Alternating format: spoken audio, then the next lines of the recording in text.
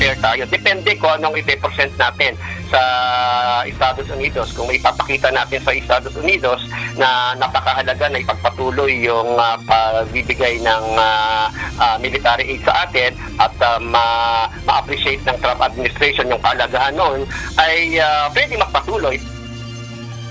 Marcos administration dapat handa sakaling umatras ang Estados Unidos sa pagbibigay ng military aid sa Pilipinas ayon sa isang analyst.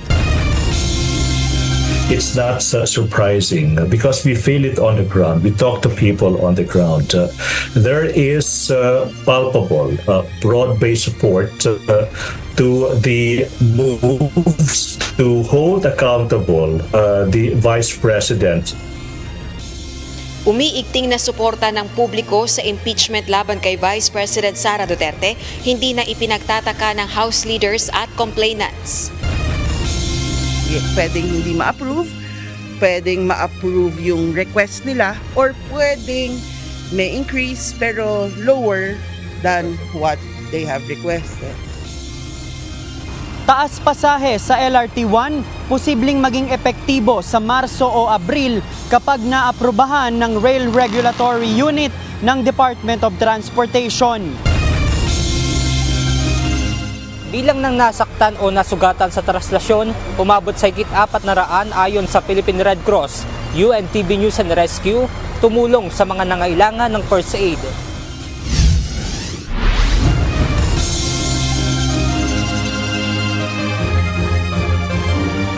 Magandang hapon Pilipinas at sa buong mundo.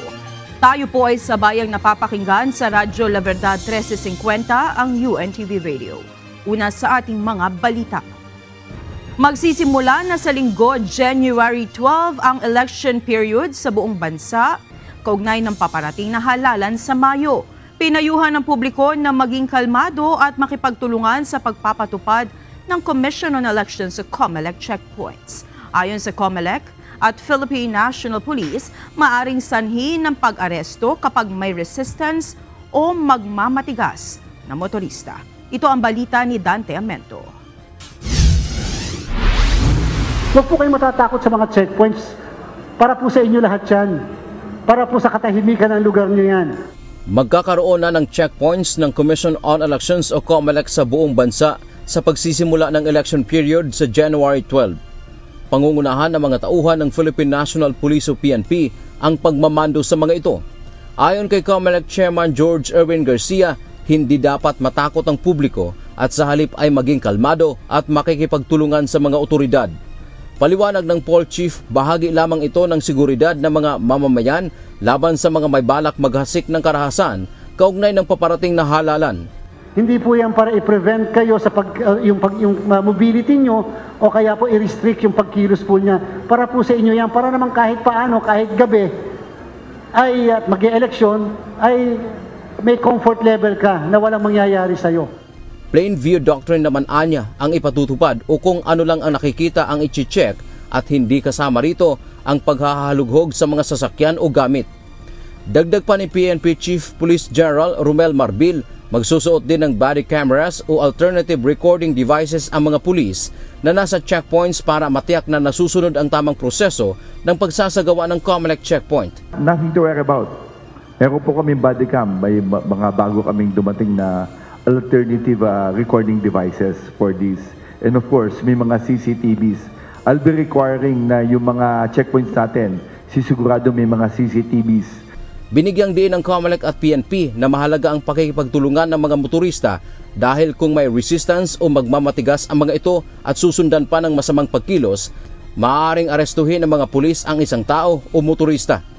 Paliwanag pa ng COMELEC, mayroon ng desisyon ang Korte Suprema na sapat ang kahina-hinalang pagkilos o kakaibang appearance para kapkapan ang subject individual kahit walang search warrant. Kung talagang may nakatumbok talagang baril, ipakita mo naman talaga na baril ka. Pero kung wala, huhuli ka namin. Of course, resisting arrest ka. Ayan lang naman talaga yung ano natin. Wala naman pa kami i-violate the same way. Sa appearance pa lang niya, iba. Na parang mayroon siyang itinatago or whatever. Sinabi ng Supreme Court, justified yung mismong pag-search without search warrant at justified yung pag-arrest nung may makita ng baril sa kanya. Tiniyak ng Philippine National Police o PNP na susundin nila ang karapatang pantao sa pagpapatupad ng COMELEC checkpoints sa buong bansa. Kaya walang dapat ikababahala ang ating mga kababayan, lalo na ang mga motorista. Dante Amento, UNTV, News and Rescue. Diyos ang aming sandigan, serbisyo publiko ang aming pinahahalagahan. Inilabas na ng Commission on Elections, Philippine National Police at Armed Forces of the Philippines ang mga lugar na napabilang sa areas of concern para sa 2025 election. 38 lugar ang kabilang sa red category o ang mga lugar na mayroong naitalang karahasan noong nakaraang halalan. Matinding labanan sa politika, presensya ng private armed groups at seryosong banta ng mga terorista. Ito ang balita ni Lea Ilagan. Akala po porket naka-red, matatakot. Again, sa mga kababayan natin, hindi po porket nakita nyo yung area ninyo na naka-red, ay dapat na kayong matakot. Lumipat muna kayo sa ibang lugar. Hindi po yung ganon. Ibig sabihin lamang, mas may makikita kayong mas madaming mga dagdag na puwersa ng AFP at PNP. At number 2, medyo mas mahigpit pa lalo ang pag-i-implement ng mga checkpoints natin. This is a directive sa amin, sa COMELEC, sa AFP, and PNP. 3 araw bago ang pagsisimula ng election period, inilabas na ng Commission on Elections ang mga lugar na kabilang sa areas of concern. Mayroong 4 na klasifikasyon ng areas of concern. Ito ay ang green category kung saan tahimik at walang maitatalang karahasan sa lugar. Yellow naman kung mayroong history ng election-related violence. Orange para sa may presensya ng private armed groups at intense political rivalry. At red na kombinasyon ng yellow at orange. Sa nasa 1,642 lugar sa bansa, 403 ang kailangan ng masusing pagbabantay matapos na pumasok sa yellow, orange at red category. Ayon kay COMELEC Chairman George Erwin Garcia, nasa 1,239 ang nasa ilalim ng green category. 188 na lugar naman ang kabilang sa yellow category. 177 ang nasa orange category habang 38 ang kasama sa red category na karamihan ay nasa Bangsamoro Autonomous Region in Muslim Mindanao. Maaaring magbago ito habang papalapit tayo sa halalan. Ibig sabihin wala silang kahit anong election-related violence, wala tayong nakikita any indication. Pero minsan kasi sa ating karanasan, yung green bigla na lang nagiging yellow. Bigla nga meron nga, bigla na from green nagja-jump sa red. Sinabi pa ng PNP at AFP na magde-deploy sila ng dagdag na tauhan sa mga lugar na nasa areas of concern, lalo na sa 38 lugar na nasa ilalim ng red category. Pinagtatanggal na po namin yung mga pulis na may mga kamag-anak na lalaban sa eleksyon. Then second, yung preparation nga namin na talagang gun ban, loose firearms, looking dun sa mga gun for hire, yung mga PAGs, tinatanggal natin. Sa AFP naman po, dun sa ating BARM area, nagsimula na kaming mag-augment ng mga tropa doon. No? Not only because of the election, but of course we are assisting the government in the normalization process. No? Dahil marami na po tayong nagawa sa normalization process natin at kailangan natin mapabilis pa ito bago yung election. So nagdagdag na po kami ng mga tropa dito. And maganda naman po yung naging epekto dahil as of the end of last year, we have already neutralized. Inactivate na rin ng PNP ang kanilang National Election Monitoring and Action Center o NEMAC at maging ang mga Regional Election Monitoring and Action Center o tinatawag na REMAC para sa real-time na pagre-report ng mga nangyayari sa ground sa panahon ng halalan. Lea Ilagan, UNTV, News and Rescue. Diyos ang aming sandigan, serbisyo publiko ang aming pinahahalagahan. Hindi na papayagan ng Commission on Elections ang pamamahagi ng assistance to individuals in crisis situation o AICS 10 araw bago ang eleksyon sa Mayo. Ayon sa COMELEC, bagamat kasama ito sa ban exemption, dapat na itong itigil pagsapit ng May 2, 2025. Sinabi ni Chairman George Erwin Garcia, ang tanging pwede na lamang ipamahaging ayuda ay ang basic needs tulad ng pagkain, pamasahe, medical, educational at burial assistance. 10 days before the election, ang AIX ay absolutely prohibited. Ibig sabihin, kung yan man po ay nag-grant namin ng exemption sa pagsisimula ng 45-day period ng campaign, pagdating po ng 10 araw bago ang halalan, ay bawal na po na mag-distribute ng AIX. Hindi na ipinagtataka ng House leaders at complainants ang umiigting na suporta ng publiko sa impeachment laban kay Vice President Sara Duterte. Kasunod ito ng survey ng Social Weather Station o SWS, kung saan 41% ng mga Pilipino ang pabor sa pagpapatalsik sa Vice Presidente dahil sa questionableng paggastos ng confidential funds nito. Ito ang balita ni Rosa Gos. It's not surprising because we feel it on the ground. We talk to people on the ground. There is palpable, broad-based support to the moves to hold accountable the Vice President. Sakto ang paglabas ng survey ng Social Weather Station o SWS sa panawagan ng mga naghain at nag-endorso ng impeachment complaints laban kay Vice President Sara Duterte na aksyonan na ng Kongreso ang mga reklamo. Ayon sa abogado ng complainant sa ikatlong impeachment complaint, hindi na nakapagtataka ang umiigting na suporta ng publiko sa pagpapatalsik sa Vice Presidente dahil sa umani questionableng paggastos ng confidential funds nito. Suportado ng 41% ng mga Pilipino ang impeachment complaints habang 35% ang tutol at 19% naman ang undecided batay sa Social Weather Station survey noong December 2024. Lumalabas na ang issue ng confidential funds at ang umani pagbabanta ng Vice Presidente laban kay Pangulong Bongbong Marcos Jr. ang pangunahing dahilan ng mga sumusuporta sa impeachment.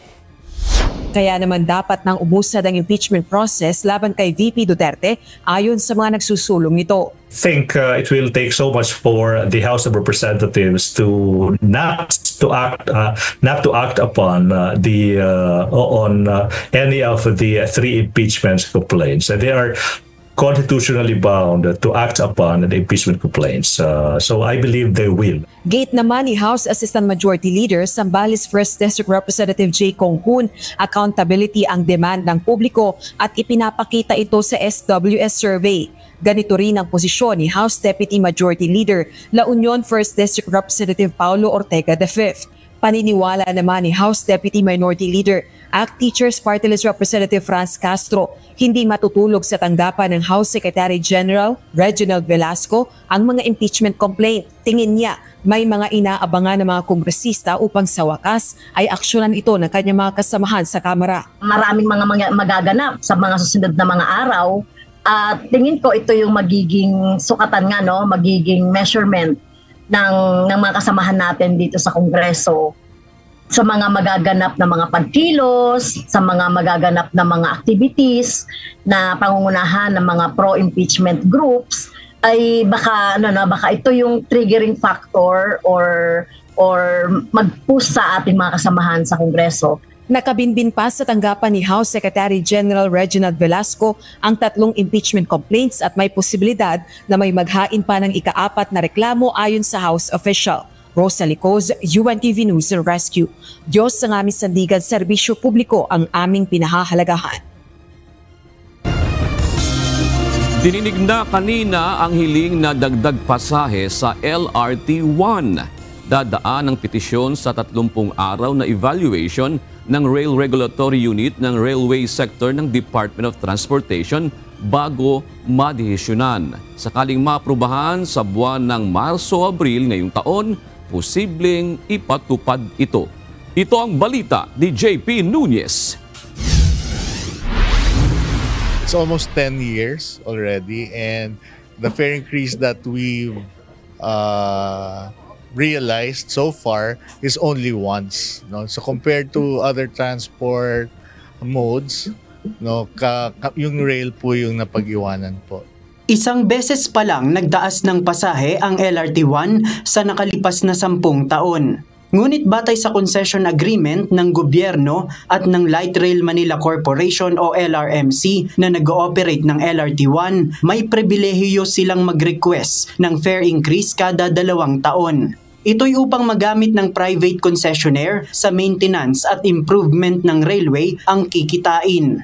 Ayon sa LRMC, nasa 2.17 billion pesos na ang kanilang fare deficit mula 2016 hanggang noong nakaraang taon. Ang fare deficit ay ang nawalang kita mula sa sinisingil nilang pamasahe kaysa sa kanilang proposed fare adjustment. Dahil dito noong Mayo ng nakaraang taon ay nagpetisyon ang LRMC ng fare increase sa Rail Regulatory Unit ng Department of Transportation. Mula sa kasalukuyang boarding fare na 13 pesos and 29 centavos, itataas ito sa 18 pesos and 15 centavos o halos 5 pisong pagtaas. Habang yung distance fare naman sa kada kilometro mula sa 1 peso and 21 centavos ay itataas sa 1 peso and 65 centavos. Kung susumahin, nasa 15 pesos na dagdag sa pasahe sa end-to-end stations ng LRT1 mula sa FPJ Station sa Quezon City hanggang Dr. Santos sa Parañaque City ang hirit na dagdag pasahe. Ipinaliwanag ni LRMC President Enrico Benipayo na kailangan ang fare increase upang tapusin ang Phase 2 ng LRT1 Cavite Extension. And to be able to build the complete extension, we really need the support of the government. So either through fare increase and of course the payment of the fare deficit or a combination. Kanina isinagawa ang opisyal na pagdinig sa fare hike petition ng LRMC. Ang proseso, mula sa araw ng hearing, merong maximum na 30 days bago ito desisyonan at mababasura ang petisyon kung hindi papaboran. Pero kung maaaprubahan, maglalathala ang concessionaire ng bagong fare adjustment sa loob ng 3 magkakasunod na linggo. Mula sa huling araw ng publication, bibilang ulit ng 30 araw bago tuluyang maging epektibo ang taas pasahe.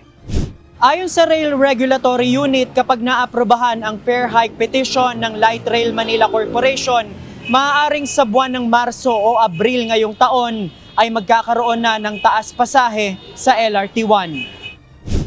Pwedeng hindi ma-approve, pwedeng ma-approve yung request nila, or pwedeng may increase pero lower than what they have requested. Samantala, tinutulan naman kanina ng ilang grupo ng mga manggagawa at commuter ang hirit na dagdag pasahe. Ang tingin namin, sobrang pinapatay kami ng unti-unti, sinasahal kami ng unti-unti.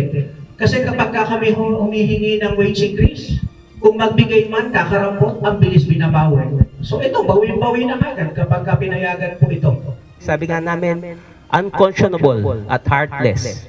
Hindi, walang puso at walang kakonsekonsensyang pagtaas sa panahon na nagsisitaas ang presyo ng mga batayang bilihin.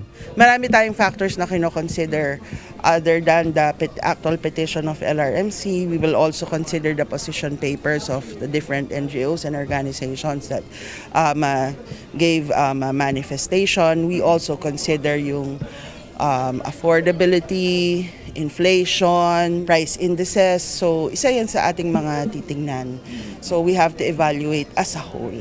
Ang mga regular na commuter naman ng LRT1, meron ding hating pananaw sa taas pasahe. Siyempre, hindi naman tayo lahat afford yun. Di ba? Pwede naman siguro, medyo baba naman ang konti. Hindi para sa may pera. Sa may pera, walang problema eh. O yung mga mahihirap, yung mabababa ang sahod. Sa iba kasi hindi natin alam kung mahirapan sila na magbayad ng ganong halaga. Pero sa akin, okay lang ako. Kasi dahil na makakarating ako mas mabilis. At hindi ako mabala sa kada jeep ko, yung matagal. Yung jeep kasi pahinto-hinto, ito mabilis, diretso, di ba? Wala nang asin, walang babaakyat. JP Nunez, UNTV, News and Rescue. Diyos ang aming sandigan, serbisyo publiko ang aming pinahahalagahan. Maaaring magpatupad ng bawas singil sa kuryente ang Meralco ngayong buwan. Ayon sa power distributor, may mga indikasyon na nagpapakita ng posibleng pagbaba sa generation charge ngayong Enero. Ang inaasang pagbabawas ng singil sa kuryente ay pagkatapos ng pagtaas ng singil sa kuryente noong Disyembre. Narito naman ang mga balita sa iba't ibang panig ng mundo. Ihahatid ng ating global correspondent na si Mavian Dog mula sa Australia.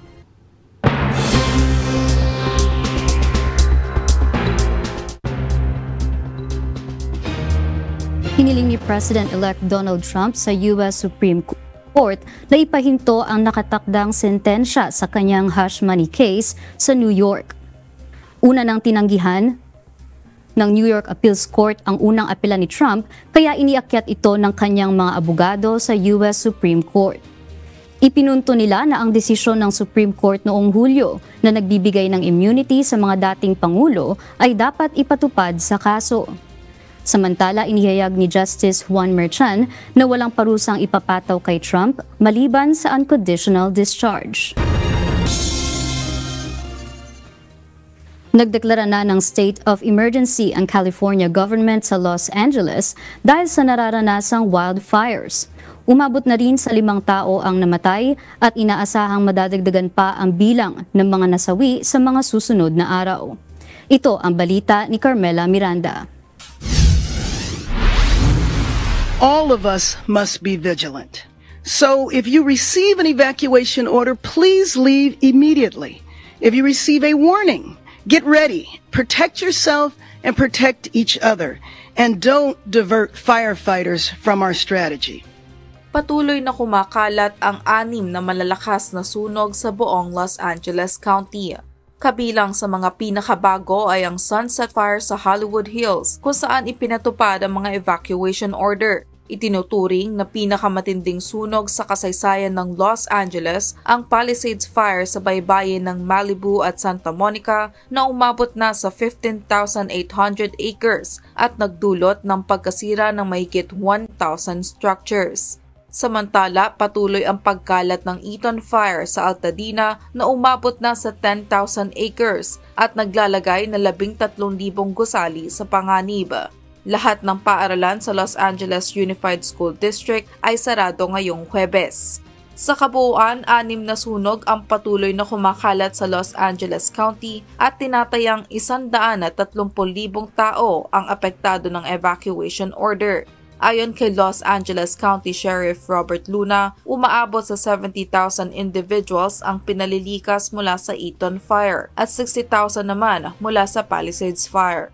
Ayon naman sa Los Angeles Department of Water and Power, may 120 customers na lang ang walang kuryente matapos maibalik ang serbisyo sa 133,000. Ayon sa poweroutage.us, mahigit 39,600 na Southern California Edison customers ang walang kuryente sa Los Angeles County. Patuloy na nararanasan ng Southern California ang ilan sa most historic fire conditions sa kasaysayan ng Amerika. Ang matinding kalagayan ng panahon na may kasamang malalakas at mabago-bagong hangin at mababang humidity ang nagpapalala sa maraming sunog sa rehiyon.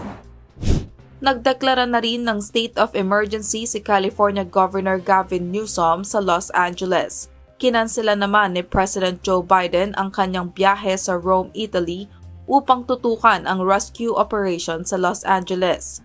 Tiniyak ng Pangulo na handa nilang gawin ang lahat upang makontain ang sunog sa Southern California.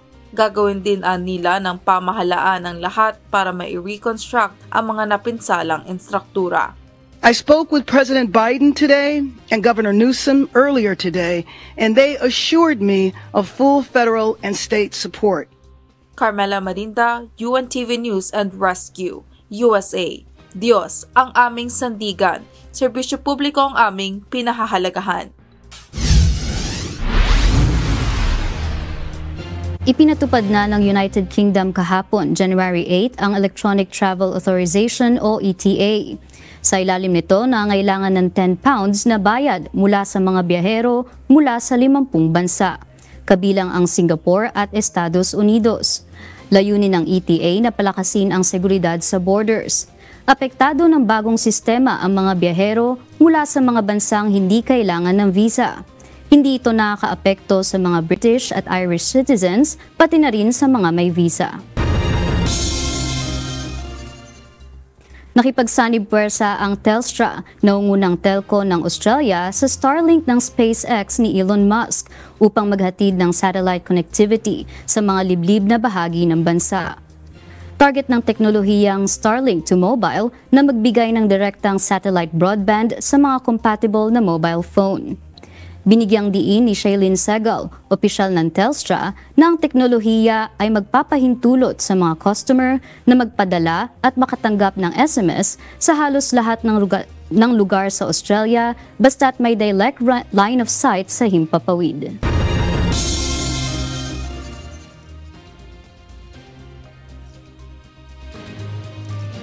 At yan ang mga balita mula sa iba't ibang panig ng mundo. Mula dito sa Toowoomba, Australia, ako si Mavian Dog. Magandang gabi. Dapat maghanda na ang pamahalaang Pilipinas sa anumang maging pagbabago sa polisiya ng Estados Unidos sa ilalim ng administrasyon ni Donald Trump. Ayon sa isang security analyst, kasama sa dapat pagtuunan ng pansin ang pagbibigay ng suporta nito sa aspetong pansiguridad ng Pilipinas. Ito ang balita ni Nel Maribuhok.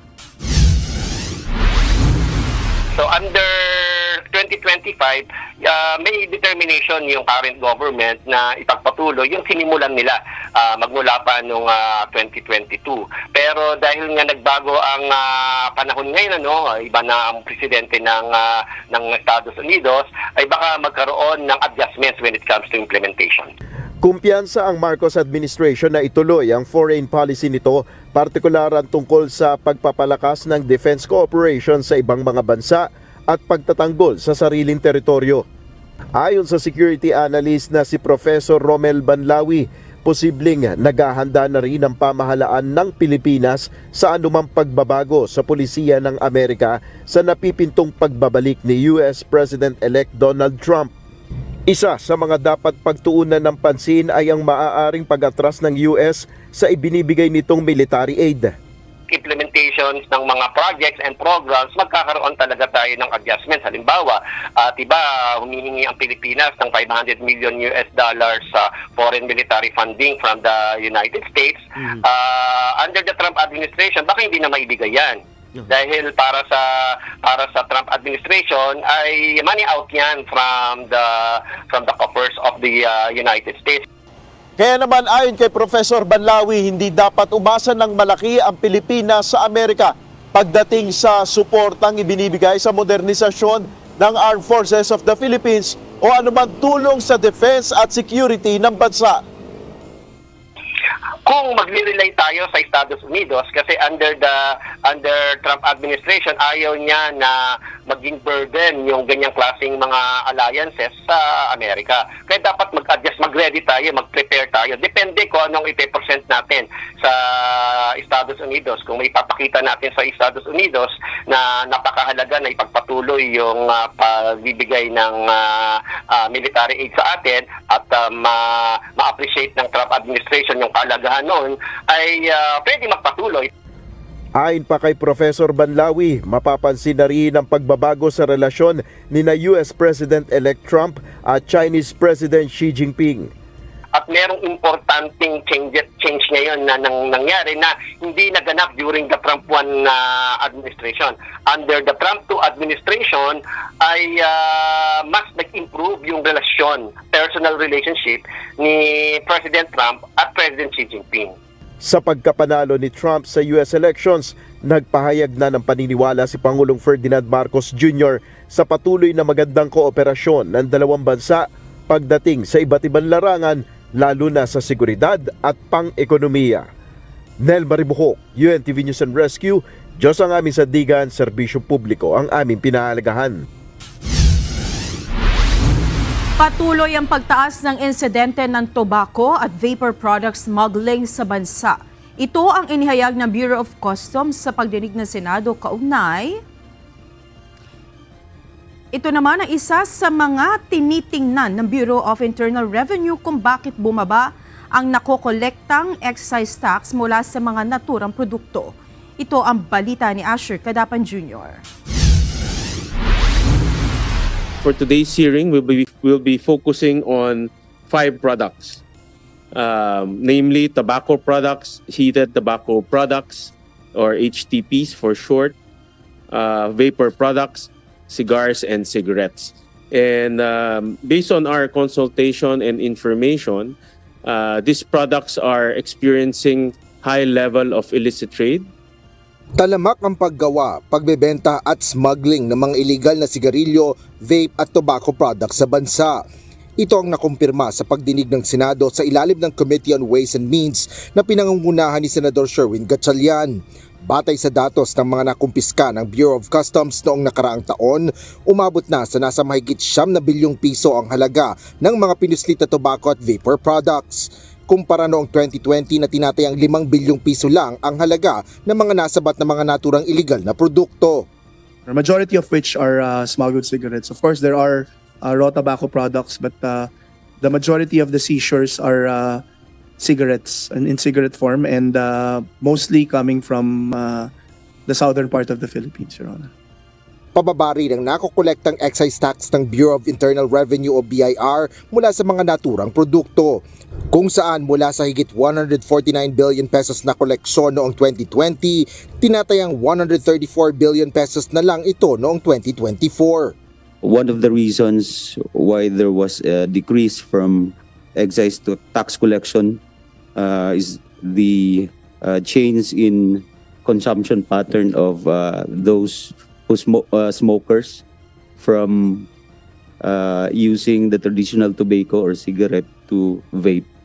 And this was shown in a survey conducted by FNRI. And another one is, of course, illicit trade, Your Honor. Bunsod nito, nanawagan si Senador Sherwin Gatchalian sa mga kaukulang ahensya ng pamahalaan kaugnay sa laganap na smuggling ng sigarilyo at vape sa bansa. Kung hindi anya matututukan nito, ay maaaring mas lumaki pa ang operasyon ng ilegal na kalakalan kaysa sa mga legal na aktibidad. Asher Cadapan Jr., UNTV News and Rescue.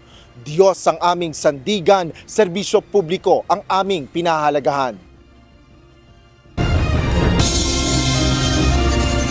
Umakyat sa mahigit 400 ang bilang ng mga pasyente ang dinala at nabigyan ng lunas sa Field Hospital na nakaestasyon sa kartilya ng Katipunan batay sa tala ng Philippine Red Cross. Kabilang naman ang UNTV News and Rescue Team sa tumulong sa pagbibigay ng first aid sa ilang lumahok sa traslasyon na nangangailangan ng atensyong medikal. Ito ang balita ni Benedict Samson, live. Benedict, sa ngayon ba may mga pasyente pang dinadala dyan sa itinayong field hospital? Magandang gabi, Monica. Sa ngayon, Monica, ay may mga dumadating pa rin mga ambulansya pero hindi naman ito sunod-sunod. At patuloy naman nakaantabay ang Regional Incident Management Team para nga sa inaasahan pang darating na mga pasyente. Hyperventilation, lagnat, mga nahilo at sugat sa paa. Ilan lamang ito sa mga minor case na dumating sa itinalagang field hospital sa kartilya ng Katipunan sa Maynila kanina sa kasagsagan ng traslasyon. Ang iba naman sa mga pasyente ay kinuha na lang ng mga medic matapos mawala ng malay, habang ang iba ay dinala lang sa medic station.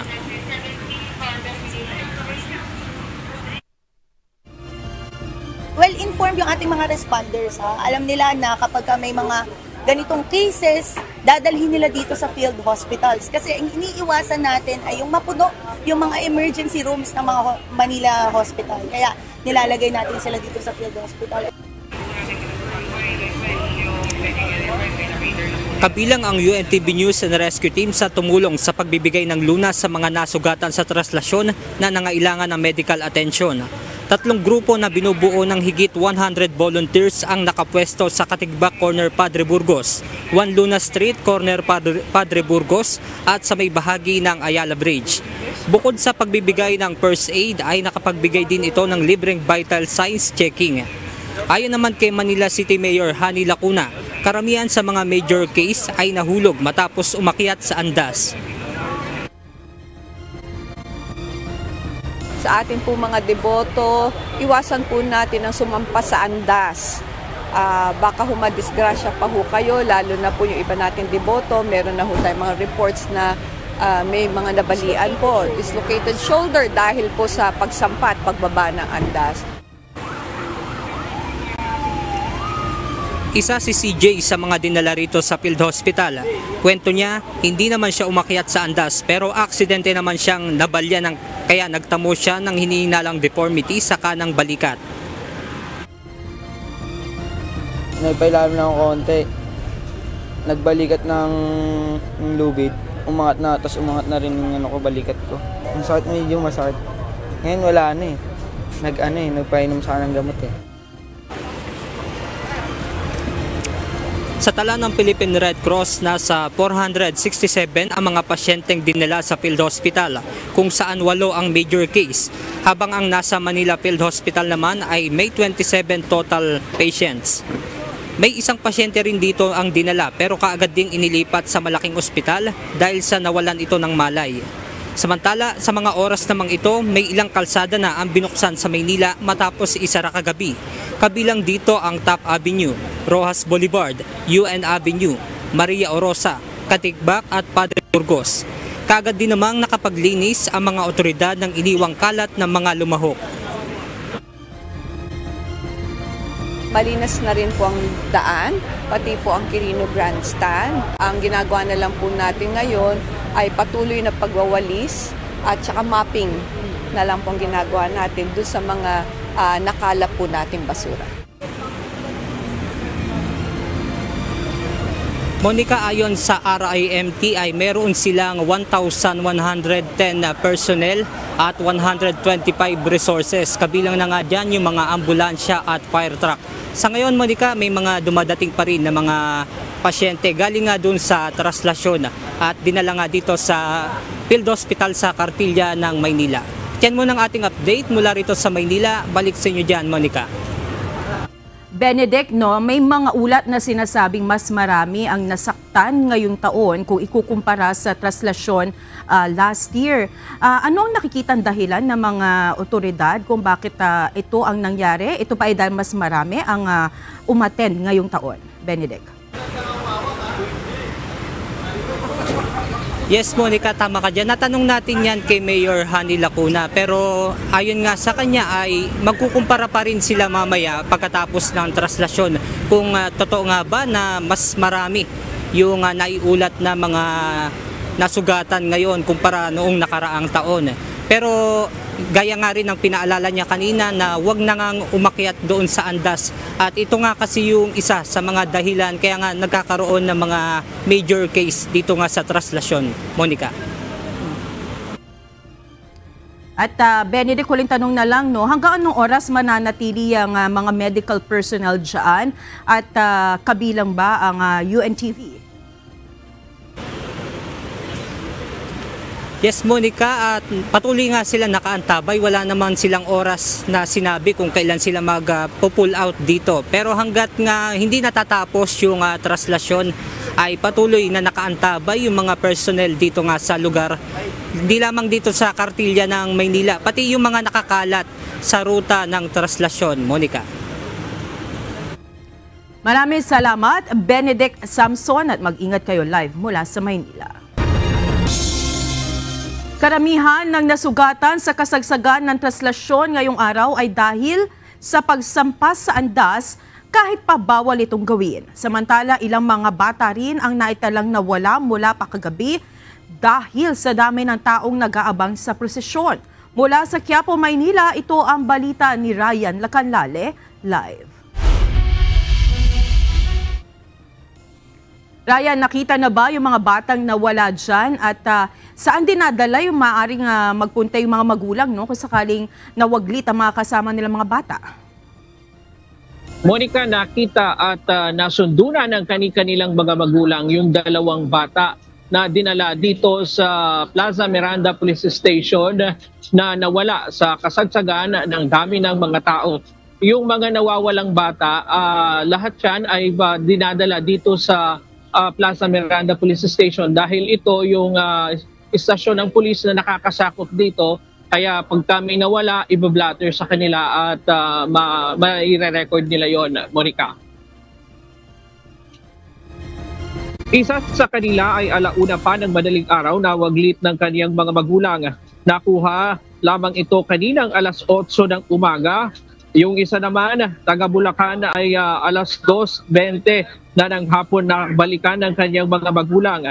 Sunod-sunod naman ang mga pasyente na dinala sa mga medical tent na nakaantabay sa kahabaan ng Quezon Boulevard. Ito ay pagkatapos dumaan ng andas sa lugar.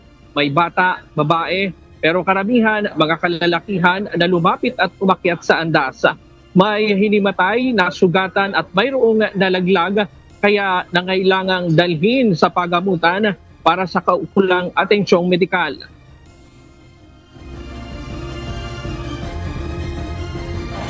Pagkakapit ko po sa post, umaskas po sa ilalim. Kaya po na tapakan po mas umaskas po. Nakasampo na po ako. Na ano lang po, pagkapit ko sa ganyan po ako. Sa ilalim. Umaskas na po. Modified na ang andas gaya ng pagtanggal sa mga awang na maaaring tapakan ng mga sumasampa. Pero marami pa rin kahit bawal, umaakyat pa rin. Mahigpit ang ipinatupad na seguridad ng PNP. Ayon sa Plaza Miranda Police Station, wala silang natanggap na reklamo ng pandurukot. Karamihan naman sa mga nakumpiska sa mga pumapasok sa Quiapo Church, mga lighter at ballpen. Mayroon ding gunting, cutter, tear gas, tactical knife, posas at crescent. Hindi daw alam ng iba na bawal. Para saan pa? Para saan ito? Ito yung pagsasit sa yung ano lang bukasan ng gripo. Oh. Eh, kukumpiskate nila kasi galing pa kami Cavite.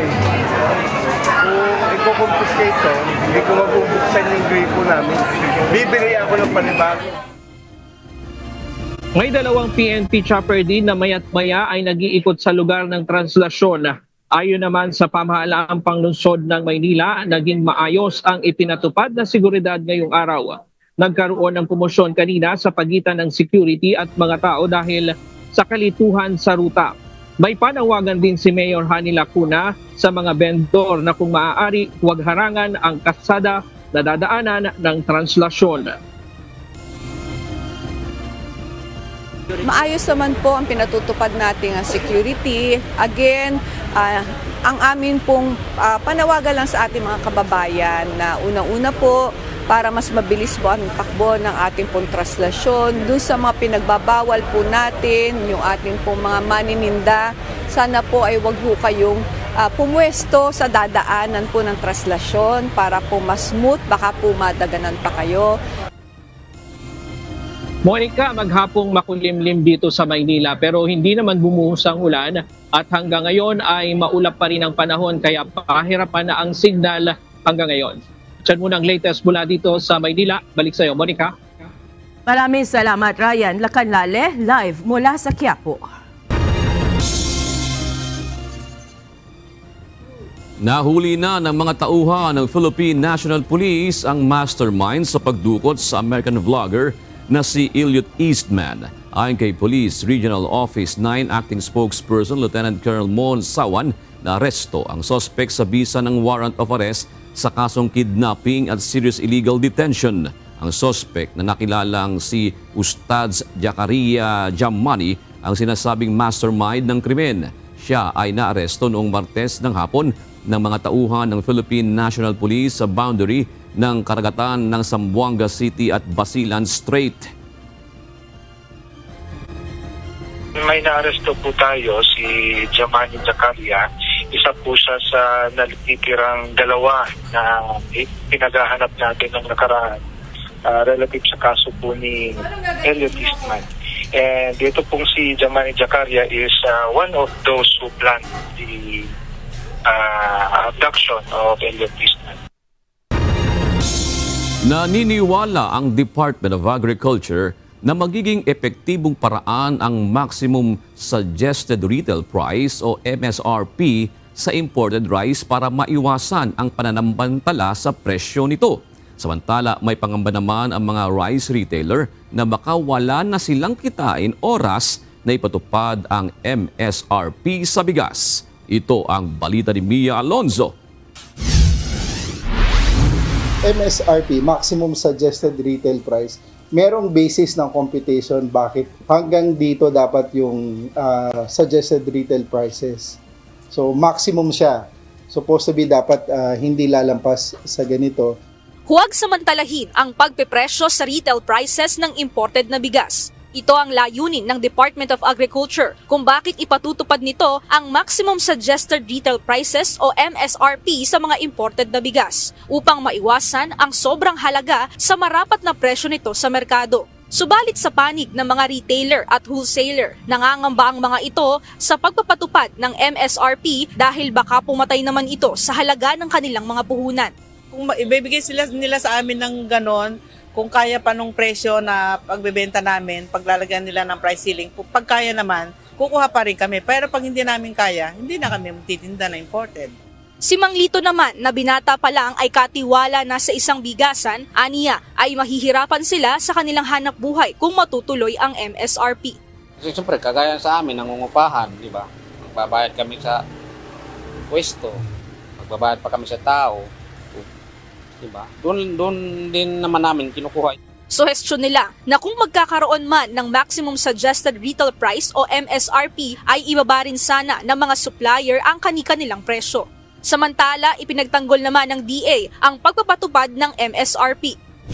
Ayon kay DA Assistant Secretary Arnel de Mesa, may basihan o computation kung bakit hanggang doon lamang ang dapat na ipresyo sa mga imported na bigas. Halimbawa, kung ang exchange rate ng piso kada dolyar ay 59 pesos at ang taripa ay nasa 15%, ang landed cost ng nasa imported rice na nagkakahalaga ng $645 per metric tons ay papatak sa 43 pesos and 76 centavos kada kilo. At kung papatungan aniya ng 6 hanggang 8 piso, lalabas na ang presyo lamang dapat ng bigas ay maglalaro lang sa 51 o 52 pesos kada kilo sa pamilihan. So dapat walang 60. Ito mahal na to yung $615 per metric ton. So computed mo na dyan yung taripa, yung shipping fee, yung exchange rate. Siyempre pag bumaba yung exchange rate pa, di mas gaganda pa yan sa atin. Dagdag pa nito na posible pa rin naman na bumaba sa isinagawang sample computation depende sa presyo sa international market maging sa exchange rate. Pagdating naman sa usapin ng label, ipinaluwanag ng DA na ang dapat na ilagay kapalit ng premium at special ay kung anong uri ito ng bigas, kung saan lugar o bansa nagmula at ang percentage ng broken. So yun yung minimum na 3 na makikita dapat. So ang tatanggalin yung premium at special. Hindi na siya dapat makategorize as premium and special. Aniya, nagiging dahilan kasi sa pagtaas ng presyo ang kategoryang premium at special. Kaya nais nila na ang iligay sa label ay kung saang bansa galing at kung ilang percentage na broken. Nang sa gayon, magkaroon ng price reference ang mamimili sa justifiable na maging patong nito. Mia Alonzo, UNTV News and Rescue. Diyos ang aming sandigan, serbisyo publiko ang aming pinahahalagahan. Patuloy na nadaragdagan ngayon ang bilang ng mga nag-aaral sa face-to-face classes ng Person Deprived of Liberty o PDL sa Malolos, Bulacan. Karamihan sa mga ito sa kulungan na natutong magbasa at magsulat. Ito ang balita ni Nestor Torres. Mahirap lang po kami, kaya hindi po ako nakapag-aral. Kasi wala po yung magulang, wala po nagpaparal sa akin. Di po marunong magbasa at di po marunong magsulat. 2 taon nang nakakulong sa Malolos City Jail ang 33 anyos na si alias Roel at 28 anyos na si Rowena dahil sa illegal drugs. Kapwa silang lumaki sa broken family at hindi nabigyan ng pagkakataong makapag-aral. Kaya nang magkaroon ng Alternative Learning System o ALS sa BGMP Malolos City, hindi nila ito pinalampas upang matuto na makapagbasa at magsulat. Dati po kasi di po ako nakapagbasa, ngayon nakakaintindihan ko na Medyo natutulungan po ako ng pag-aaral. Dati po wala po ako interest makapag-aaral. Ngayon nakapag-aaral na po ako. Hindi po ako nakatungtong ng elementary po. Hindi po ako sanay magbasa dati tsaka magsulat. Dito lang po ako natuto.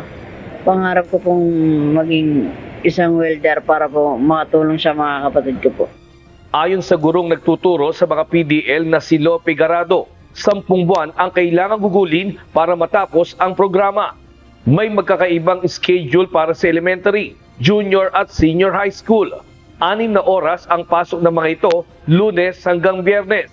Test na po sila ngayon, hindi na po portfolio. So tumatagal po yung test, ito pong sa kanila, tatagal po siya sir until makapasa sila sa exam. Ngayon po sa 10 months, kung naipasa po nila yung exam, pag-graduate po sila.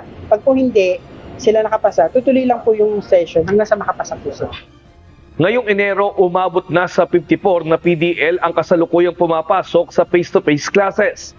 Ayon kay Chief Inspector Edwin Bulataw, ang warden ng BGMP Malolos City Jail.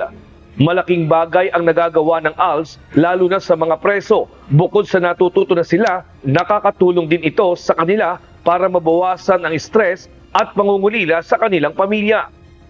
Ang intention po ng BGMP ay may pagpatuloy po nila ang kanila pong pag-aaral kahit po na po sila nasa loob po ng ating kulungan, ay tuloy-tuloy po ang kanilang pag-aaral upang sakali po makatapos po sila ng pag-aaral, paglabas po nila sa ating kulungan, ay magkaroon po sila ng magandang trabaho upang matulungan po ang kanilang pamilya. Masasabi nating mahalagang bagay talaga ang edukasyon para sa mga person deprived of liberty. Pero higit na mahalaga na dapat nilang matutunan ay ang pagkatakot at pagsunod sa utos ng Diyos upang matuto silang huwag gumawa ng masama, kundi bagkus ay matutong umibig sa kapwa, lalo na sa Diyos. Nestor Torres, UNTV News and Rescue. Diyos ang aming sandigan, serbisyo publiko ang aming pinahahalagahan. Hindi patitinag si Baguio City Mayor Magalong sa pagsisiwalat ng katiwalian sa gobyerno hanggat nagpapatuloy ang mga korap na politiko. Mangangahulugan man anya ito ng pagbubuwis ng kanyang buhay. Ito ang balita ni Grace Doctolero.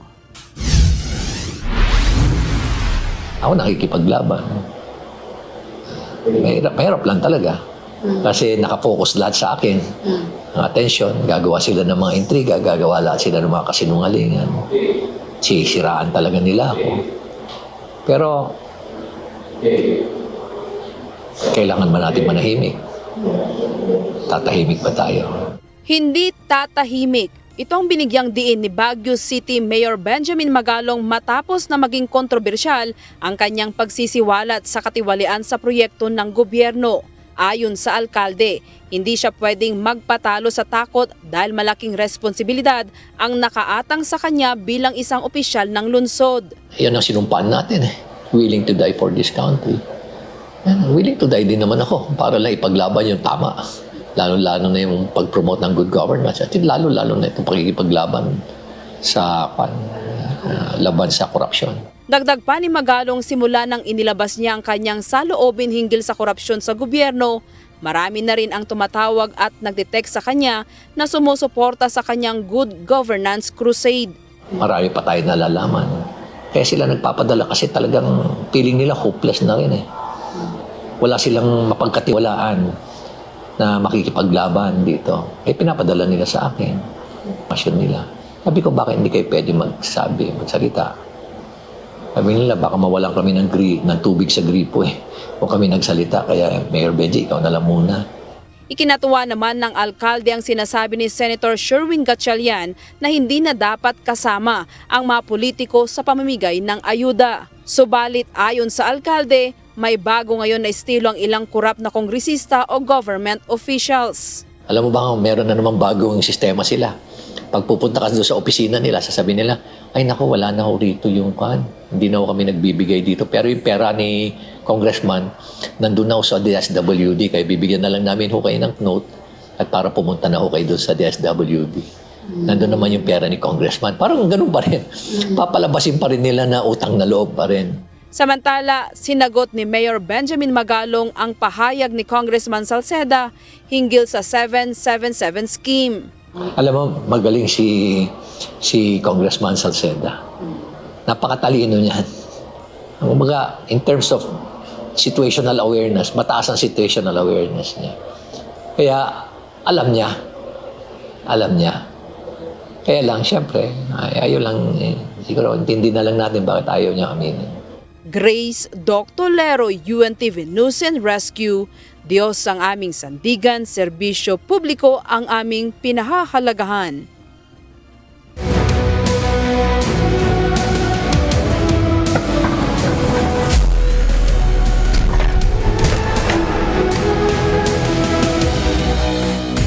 Malapit nang makaabante sa next round ng defending champion Agriculture Food Masters matapos maitala ang kanilang ika-4 na panalo sa eliminations ng UNTV Cup Season 11 habang pasok na sa quarterfinals ang SSS Pension Boosters dahil sa kanilang 6th straight win.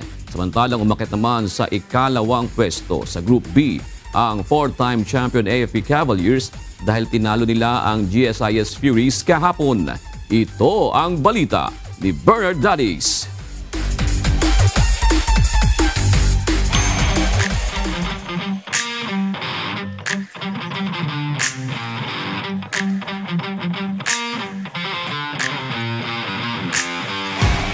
Sulit ang sakripisyo noong nakaraang holiday season. Yan ang naibulalas ng AFP Cavaliers matapos magwagi kontra sa GSIS Furies sa kanilang bakbakan sa triple header ng UNTV Cup Season 11 eliminations sa Amoranto Arena sa Quezon City kahapon. Ayon kay Head Coach Jeffrey Cambao ng AFP Cavaliers, ayaw na nilang masundan pa ng ikatlo ang back-to-back loss nila bago magtapos ang 2024. Kaya naman extra effort talaga sila sa preparations. So yung sacrifice nila during Christmas saka yung New Year, so nagpa-practice pa rin kami. So nag-paid off naman. So sumunod naman yung mga players. Kailangan kasi namin manalo, no? Against sa talo namin last year, no? Kasunod, back-to-back talo kami. So minsan ngayon, doon lang nangyari sa amin yun. Kaya ngayon talagang sabi ko, bounce back tayo, kailangan natin manalo. Nagwagi ang Cavaliers sa GSIS Furies sa final score na 85-79. Nanguna sa puwersa ng AFP sina Darwin Cordero na pumutok ng 22 points, 3 dyan beyond the arc, 3 rebounds, tig-2 assist at steals. At si Romeo Almirol na nagambag ng 21 points at 8 boards. Malaking kawalan naman sa puwersa ng GSIS si Popoy Bansali, John Paul Hoxon at Jefferson Gonzalez na hindi nakalaro sa kanilang game. We lost, pero yung effort ng team nandun pa rin. We're down mga double-digit deficits, pero importante yung kultura ng GSIS is lumalaban kahit anong klaseng problema or sakunang meron. We're still going to be progressing forward, moving forward. What's important is kung sino yung nandyan, kayang mag-step up. That's why kahit nakulang kami, nakabalik pa rin kami sa game at munti ka na namin mapanalo yung game. So, very good effort pa rin ng team. Sa ngayon, nasa ikalawang pwesto sa Group B ang AFP na may 4-2 win-loss record. Habang ang GSIS naman na nasa ika-6 na pwesto ay kinakailangang maipanalo ang huling 3 laban.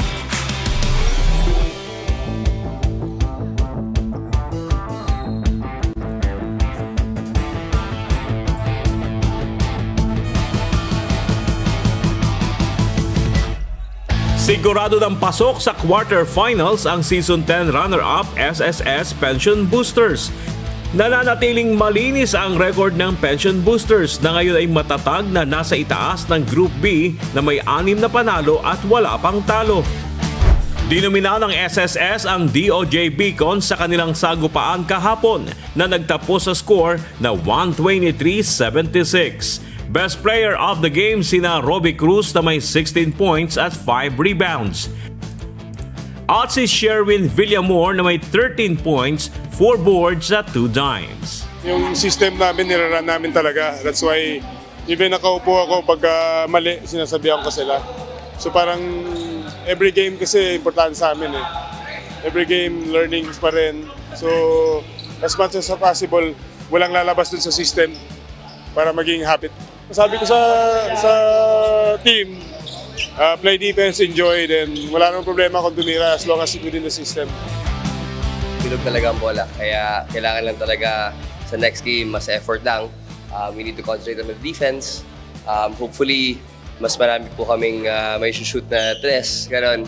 I guess, we just have to go back to the drawing board. Mas maganda kung mapapag-usapan namin sa next team meeting at magawa natin ng paraan yung mga strategies, yung mga plays natin, especially sa defense. Sabi ko naman sa kanila, chin up, head up, kasi meron pa tayong ilalaro ng mga games. This is an opportunity for us to get better. Huling makakalaban ng SSS ang Judiciary sa eliminations bago umabante sa quarterfinals, habang ang DOJ ay may 2 pang natitirang laban. Rina probably knows this better. Rina, go ahead immediately. Pick that short stop is in. So, Rina sa quick follow-up. Go in. Malapit na ring makabante sa next round ang defending champion Agriculture Food Masters. Tangan ngayon ng Food Masters ang second place sa Group A na may 4 na panalo at 1 talo. Nakaligtas ang DA sa bangis ng DNR Warriors sa kanilang mainit na bakbakan kahapon na nagtapos sa final score na 98-86. Nanguna sa opensa ng Food Masters sina Sian Ko na umani ng 20 points at tig 5 rebounds at assist. At si Julito Comerciase na gumapas naman ng 12 points, 5 boards at 2 steals. Samantalang nag-ambag naman ng 21 points si Elijan de Guzman at 11 points si Julius Kasaysayan. May mga key players na stop namin mga nakita ko yung Brian Bangal, ang daming shoot na 3 points so far.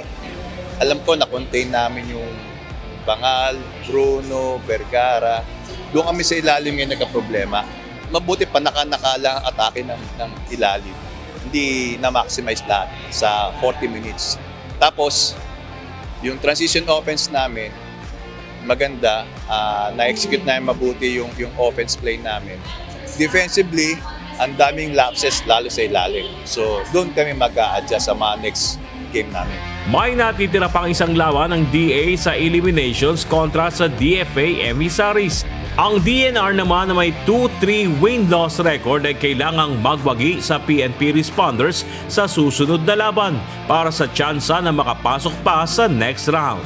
Yung pagkatalo namin ay yung gagawin naming inspiration para makabawi kami doon sa PNP. Ayun, may mga kulang na dapat kaming gawin. Ayun. Ngayon, dodoble yung mga ginawa namin. Dodoblein pa namin. Bernard Daddy's UNTV News and Rescue. Diyos ang aming sandigan, serbisyo publiko ang aming pinahalagahan.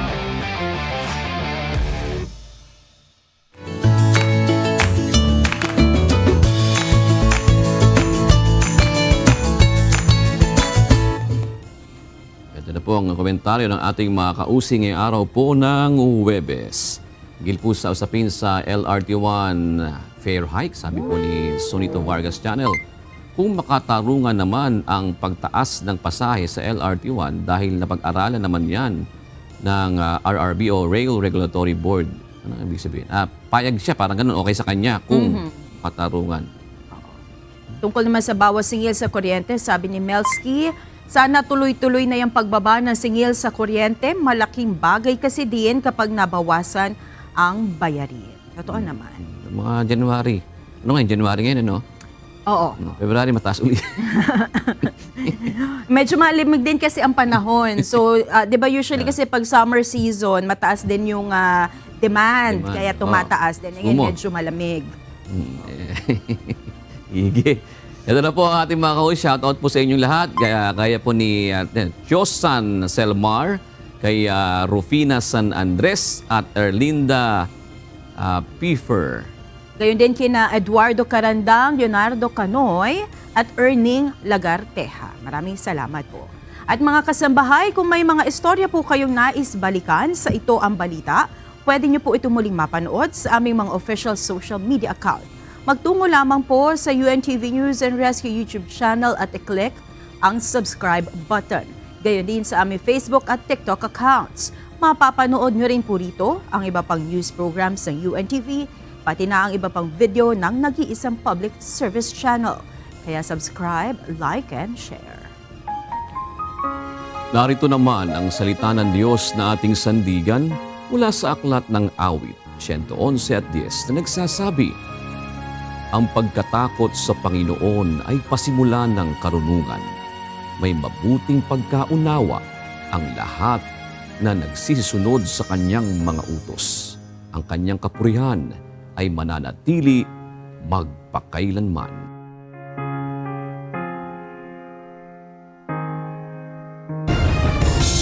At yan ang naging kabuuan ng ating balitaan ngayong gabi. Aming inilahad buong katapatan kung paano namin nasaksihan. Kayo po'y makapagtitiwala ng aming nakita at narinig, ang aming ibinabalita. At dito po sa UNTV, Diyos ang aming sandigan, serbisyo publiko ang aming pinahahalagahan. Magandang gabi po.